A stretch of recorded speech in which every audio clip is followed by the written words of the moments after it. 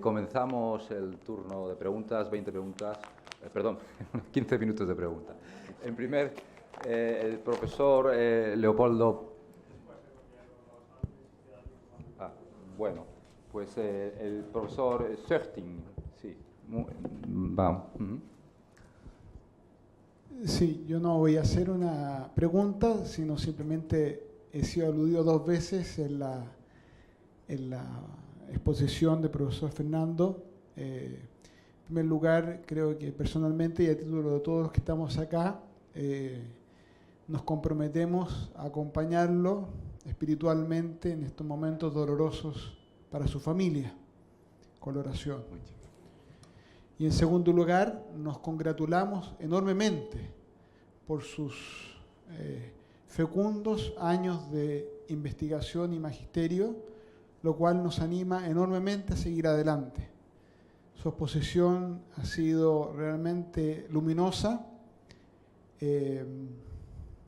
inspiradora y emocionante. Así que se lo quería agradecer personalmente y creo que merece otro aplauso más de parte nuestra. Muchas gracias. Muchísimas gracias. Otras cuestiones. Bueno, yo pedía el último turno, pero se ve que soy el último.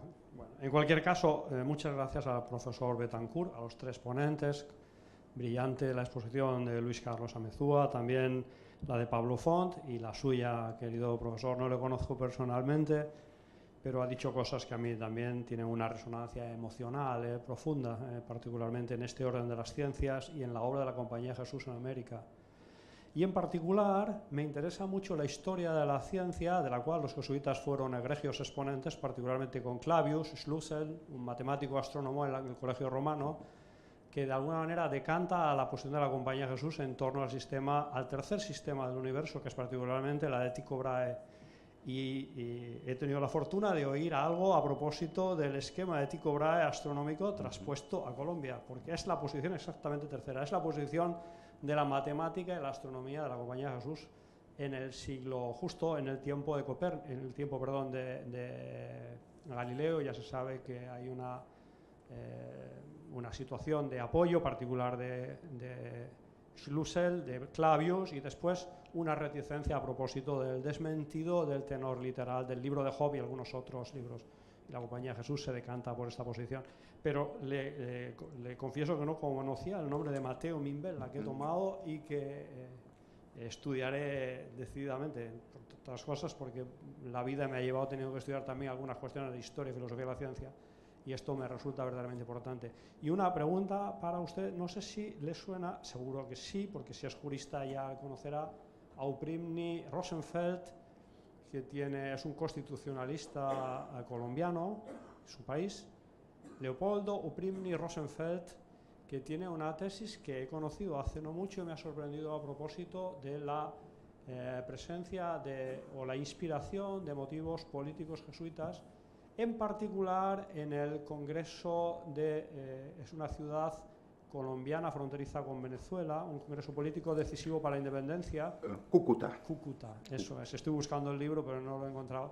En cualquier caso, lo que sostiene Uprimni Rosenfeld y otros es que, en general, las emancipaciones o independencias iberoamericanas, en particular la colombiana, deben fundamentalmente decisivos estímulos teóricos al pensamiento político jurídico de Suárez, de manera que sin violentar el orden legal vigente podían acogerse al derecho hispánico medieval transportado o trasladado a América Latina para efectivamente romper en la situación de crisis constitucional de la invasión francesa y de la cesión y abdicación de Fernando VII y de Carlos IV, hacer legítimo uso del derecho de reversión o reasunción de la soberanía y, en consecuencia, declararse en la coyuntura que luego evolucionó en un sentido también, digamos, más iluminista o más ilustrado, independientes de la metrópoli, haciendo uso de un derecho natural. Lo digo porque es algo que no está debidamente valorado. Usted lo ha dicho muy bien en relación a Matteo Mimbella, perdón. Y yo añado este otro aspecto, sobre todo porque fue colaborador de la Javeriana, aunque creo que también estuvo en la Nacional de Colombia, y me ha sorprendido. Y sobre todo porque en estas dos universidades que usted ha mencionado, la de Bogotá y la de Popayán, pero es que en multitud de universidades americanas encontramos siempre el mismo esquema: fundación jesuita, difusión de la ciencia en el sentido más amplio de la palabra, incluida la ciencia experimental, expulsión y un desastre nacional en muchos países, en este caso de Hispanoamérica, en donde se encontraron clases que estaban llamadas a ser de algún modo dirigentes en la formación y en la vida política de esas naciones, completamente decapitadas. Un verdadero desastre. Bueno, tendría algunas preguntas más que hacer, pero no quiero hacer un uso abusivo de la palabra. Muchas gracias. No te preocupes. A Juan Antonio le dejaré algunas tarjetas personales mías, no institucionales, porque ya a partir del 1 de octubre de este año ya no estaré en la facultad. Y entonces le dejaré a Juan Antonio tarjeta personal para los interesados. Una breve explicación. En relación con la expatriación de la Compañía de Jesús, ¿cómo os parece que la personalidad ilustrada neogranadina a la que le correspondió sacar adelante la reforma universitaria ilustrada, en la península se hicieron 9. Al otro lado del charco solo salió la de la Nueva Granada. Era estudiante de colegio mayor y de universidad y catedrático de Utrunque Ius de los jesuitas, Francisco Antonio Moreno y Escandón. Vosotros sabéis que la expatriación de la Compañía de Jesús fue: ustedes váyanse, pero no se lleven sus bienes. Se dice pronto. Rodríguez Campomanes tiene prácticamente una monografía para justificar aquello, que en el derecho romano no era más que la confiscación. Entonces, en un trabajo mío pongo de relieve esto. Usted mire, esto es confiscación. No pretenda usted decir que es una ocupación, como dice. Porque es que en derecho romano y en derecho civil, la ocupación solo es susceptible sobre res nullius, cosas de nadie. Cosas que transitoriamente se hallan sin propietario. El ciervo, el jabalí, el pato, siempre y cuando sea el pato salvaje. Rodríguez de Campomanes escribe una monografía para justificar aquello. Miren, la Compañía de Jesús, la sociedad civil colombiana, por el ejemplo que dio el presidente Juan de Borja, nieto de San Francisco de Borja, presidente de la Real Audiencia de Santa Fe de Bogotá durante 23 años, comprenderéis, el apoyo fue tremendo. De tal forma que la Compañía de Jesús, por donaciones, legados, llegó a tener 12 haciendas, productoras de caña de azúcar, productoras de café, de cacao. Bueno, pues fijad, Francisco Antonio Moreno y Escandón, en el año 71, propone a la Junta Superior de Aplicaciones la fundación de la Real Biblioteca Pública de Santa Fe de Bogotá. ¿Cuál fue el núcleo? La biblioteca de la Universidad Javeriana. Y naturalmente se hizo el inventario. Pues fijaos, en la Biblioteca Nacional de Colombia, denominación tomada a partir de 1823, las obras de Francisco Suárez, 21 tomos. Como se ha hecho referencia a Juan de Mariana, pues también está Juan de Mariana. Y entonces estos ilustrados neogranadinos, como tantos otros de Hispanoamérica, tenían esa inspiración. ¿Cuál fue, en mi opinión, el desastre para España y para Hispanoamérica? La Revolución Francesa.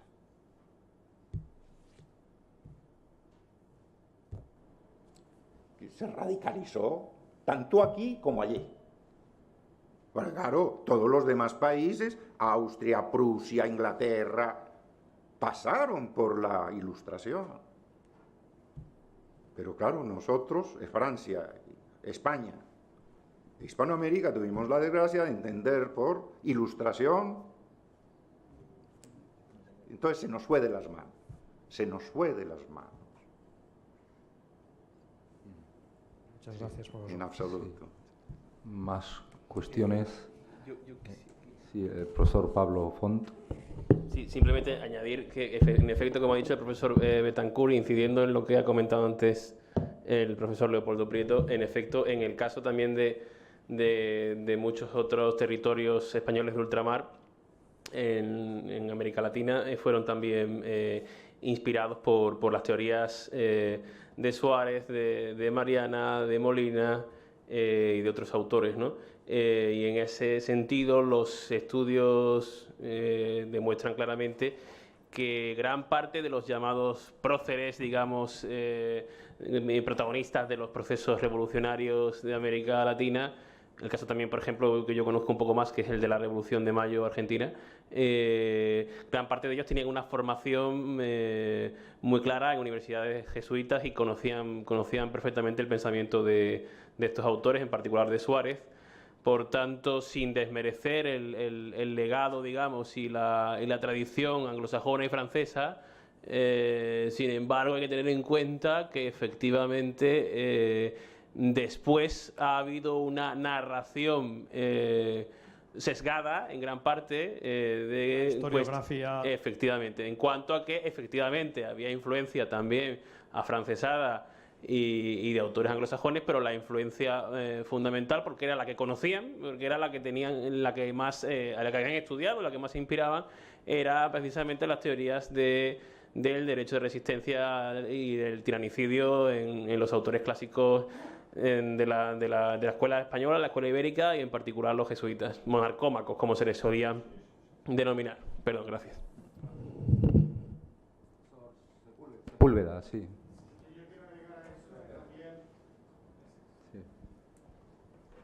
También en el libro de Pereira, autor norteamericano, se cita que la Constitución americana podría ser fruto también de las obras de Suárez, específicamente porque uno de los redactores de apellido Carroll, que era de Maryland Province, del estado de Maryland, y era hermano de John Carroll, el fundador de la Universidad de Georgetown, y había estudiado con los jesuitas en Holanda. Así que la influencia no solamente en Latinoamérica, también puede haber en Estados Unidos.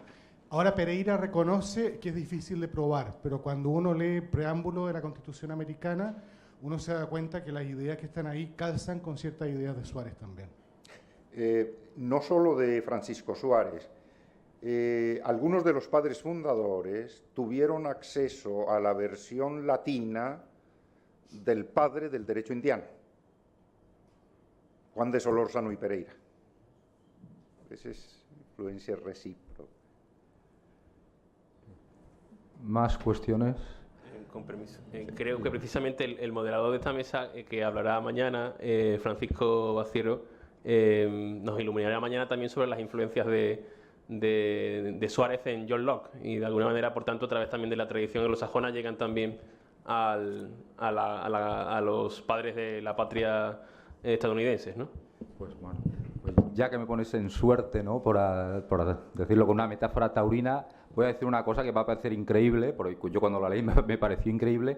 El profesor Amezúa ha dicho que Suárez acepta que en principio el gobernante necesita el consenso de los súbditos para imponerles impuestos, aunque en algunas ocasiones, en algunas ocasiones no los necesita, ¿no? Y eso estará en el libro quinto, me imagino, ¿no? Sobre las leyes penales, ¿no?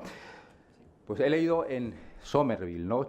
Somerville, que es un estudioso inglés que se ha dedicado a rastrear un poco la influencia de Suárez en Inglaterra, que el rey Carlos I en 1627 impuso a sus súbditos una carga especial, un impuesto especial, porque el Estado necesitaba dinero, y los publicistas o los políticos monárquicos de la época, en las sesiones del Parlamento para discutir este impuesto especial de 1628, recurrían a Suárez, a lo que decía Suárez, para justificar la imposición del impuesto especial sin consentimiento del pueblo, porque como dice Suárez, ¿no? Dice Suárez que el rey en ocasiones puede imponer impuestos a sus súbditos sin el consentimiento del pueblo. Decían los autores monárquicos, y los autores parlamentarios respondían que efectivamente era así, pero que eso era una mala interpretación de Suárez, porque Suárez presuponía un consenso previo con el pueblo en general. Eso está... mañana hablaré un poco de ello. Eso está, por lo visto, en el diario de sesiones del año 1628, y lo recoge Somerville, ¿no? Johann P. Somerville, en un libro que se llama Royalists and Patriots, que estudia la primera mitad del siglo XVII inglés, ¿no? Sobre con luchas políticas y doctrinales, ¿no? Entre absolutistas y parlamentarios. Una cosa, hasta tal punto era una autoridad reconocida, una cosa sorprendente. Pues eso, como... Sí. ¿Más cuestiones? Sí. Sí, el profesor... Sí, yo también quiero, bueno, agradecer las tres intervenciones. En primer lugar a Pablo por su radicalización del problema filosófico-político en Suárez. Solamente un comentario rápido. Cuando ha hablado del surgimiento espontáneo del poder, tal, creo que se podría afinar mal el análisis, y yo diría el surgimiento a partir de la actividad humana, no tanto espontáneo. Pero bueno, es decir, yo creo que es interesante situar el surgimiento del mundo humano y del mundo político-moral y jurídico a través de la actividad humana, no simplemente del juego, digamos, de potencia o emergencias naturales, que es lo que, digamos, evoca la idea de espontaneidad. En segundo lugar, quiero agradecer al profesor Amesúa también su intervención y también el atrevimiento en pasar de un análisis puramente descriptivo a un análisis más también de fondo, más radicalizado de las posibilidades interpretativas que ofrece Suárez. Yo creo que una filosofía del derecho es necesario hacerla en tal sentido, no simplemente mostrando el juego de dictámenes o de resoluciones jurídicas que al caso da, sino más bien cuál es el abordaje, la racionalidad de fondo que está poniendo en juego. Y en tercer lugar, quiero agradecer por supuesto al profesor Fernando Betancourt su ánimo y su compromiso aquí y estos años anteriores, y señalar también que hay una dimensión que hemos hablado muchas veces y que recoge en el paper que él preparó para este simposio. Diría que la contribución de la universitaria en la América colonial, en concreto en el Virreinato de Granada, por parte de la Compañía de Jesús, tiene como dos patas, ¿no? El trabajo científico y el trabajo humanístico. Pero que en ese trabajo humanístico hay que contar también que no solamente es un humanismo clásico renacentista, sino en el cual tenía presencia la etnografía, lo que llamaríamos hoy la lingüística, la etnografía, la antropología. De algún modo estaba presente a través de las cátedras de lenguas indígenas que los jesuitas ponen en marcha. Y en ese sentido hay un texto precioso que el profesor Betancourt recoge como uno de los diálogos fundacionales de la universidad, donde hay una figura que se llama el lenguatario. ¿Qué es el lenguatario? Es aquel que da fe de que la traducción que se hace a las diferentes lenguas es una traducción fiel y correcta, ¿no? Es decir, hay una voluntad también, en cierto modo, de interculturalidad y de deslocalizar la producción del conocimiento y la producción de saberes. Creo que también en ese sentido nos abre también una pista para ver cómo en ese contexto colonial, y uso una expresión de Enrique Dussel que lo proyecta con la idea de las reducciones del Paraguay, pero creo que se puede extender de algún modo, como un espacio colonial, los jesuitas tratan de construir espacios anticoloniales en el marco colonial, ¿no? Sí, si me permite, señor moderador. en relación con etnografía, lingüística, etc., hay una obra de otro jesuita,